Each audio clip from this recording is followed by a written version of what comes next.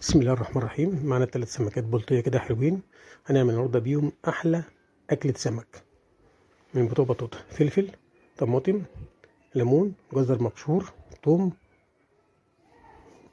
كل الكلام ده ضربناه في الكبة، طلعنا بالطبق ده الحلو ده الجميل اللي انتوا شفتوه ده.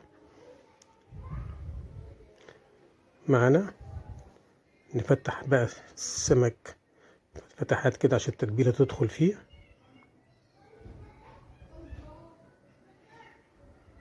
معانا بايركس، في بصلة وبطاطستين، بس قطعنا أجنحة كده، والبطاطس حلقات رفيعة، ملح، كمون.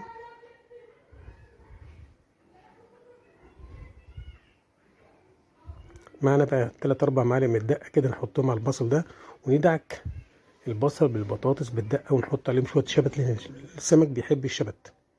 خلاص نفرشهم في قلب الصينية كده، في أرضية الصينية.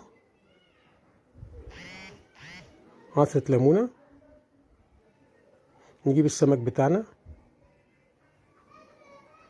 نبدأ بقى ندخل التتبيلة فيه من جوه من الفتحات، نشبعه بالتتبيلة ديت عشان طعمه بيبقى روعة.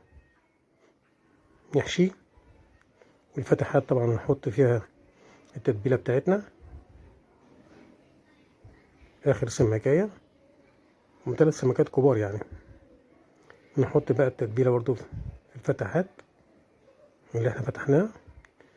اخر شويه تتبيله بقى نرشهم على الوش كده، مش هنرميهم، لا نرشهم على الوش. معانا بقى شويه معلقتين زيت كده، نحطهم برضو على الوش، وندخل الكلام ده الفرن لمده نص ساعه و5 دقايق بالظبط، علشان يطلع لنا بالروعه والجمال اللي حضراتكم شايفينها. ادي السمك بتاعنا، ادي الشكل وادي الطعام وادي الجمال. وبعد كده هنعمل بقى شويه رز. نجيب الرز بتاعنا اللي احنا عملناه، رز السمك الجميل بطريقه بطوطه الحلوه. ادي الرز، نشيل بقى سمكة نحطها مع الرز، وادي البطاطس مستوية وادي السمك مستوي، وبالهنا والشفا. ومعانا طبعا طبق سلطة جميل محترم. صلى الله على سيدنا محمد وآله وصحبه وسلم.